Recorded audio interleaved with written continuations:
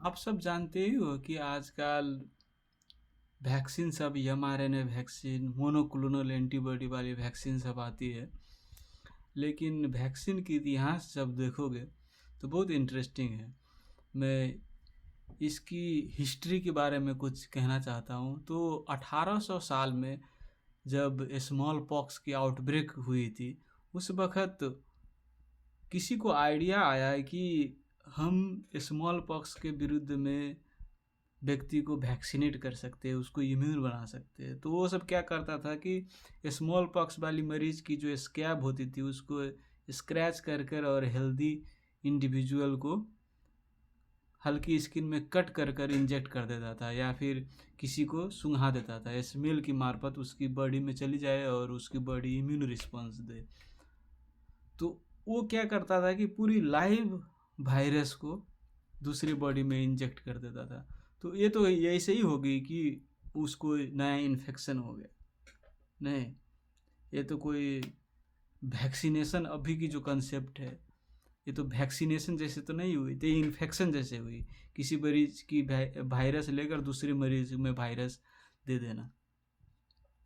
उसके बाद माइक्रोबायोलॉजिस्ट सब ने सोचा कि हम इस वायरस को हल्की हीट कर देते हैं, उसको थोड़ी सी गर्म कर देते हैं ताकि कुछ भाग उसकी इनएक्टिवेट हो जाए, और इनएक्टिवेट हो जाने के बाद वो पूर्ण रूप से डिजीज करने नहीं पाएगी।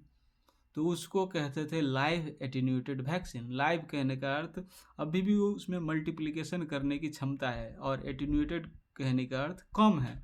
जितने वो स्मॉल पॉक्स वाली करता था, जैसे ले लिया पूरा जिंदा वायरस और दूसरे में इंजेक्ट कर दिया तो वो फुल फ्लेज में मल्टीप्लाई करेगा, डिजीज करता है ना, तो उससे कम मल्टीप्लिकेशन करेगी, इसलिए उसको नाम रख दिया गया एटेन्यूएटेड। उसके बाद वैज्ञानिक सब ने सोचा कि इसको हम और ज़्यादा हीट करते हैं और इसको डैमेज करते हैं। तो और ज़्यादा हीट किया, कुछ केमिकल डाल दिया, और वो उसकी जो कुछ भाग है वायरस की वो इनएक्टिवेट हो गई, तो उसको बोल दिया कि इनएक्टिवेटेड वैक्सीन।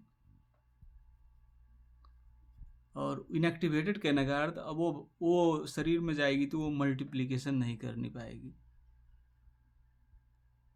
तो उसके बाद वैज्ञानिक सब ने सोचा कि हम वायरस को दूसरे व्यक्ति में रख रहे हैं, दूसरे व्यक्ति से लेकर दूसरे व्यक्ति में रख रहे हैं।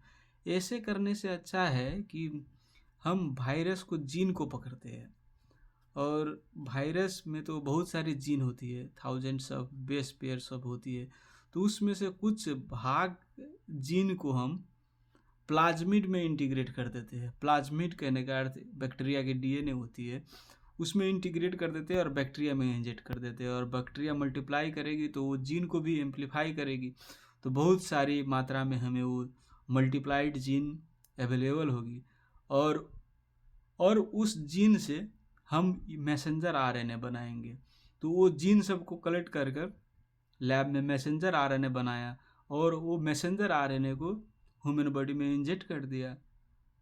तो ये मैसेंजर आरएनए क्या करती है, ह्यूमन बॉडी में जाएगी तो प्रोटीन बनाएगी।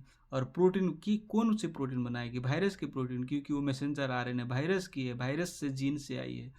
तो ह्यूमन बॉडी में वो प्रोटीन बनाएगी, तो हमारी बॉडी के इम्यून सिस्टम के लिए तो फॉरेन ही होगी ना, तो एडेप्टिव इनेट इम्यून सिस्टम सब एक्टिवेट करेगी और इम्यून हो जाएगी हमारी बॉडी उसके विरुद्ध में, जो प्रोटीन सब है उसके विरुद्ध में।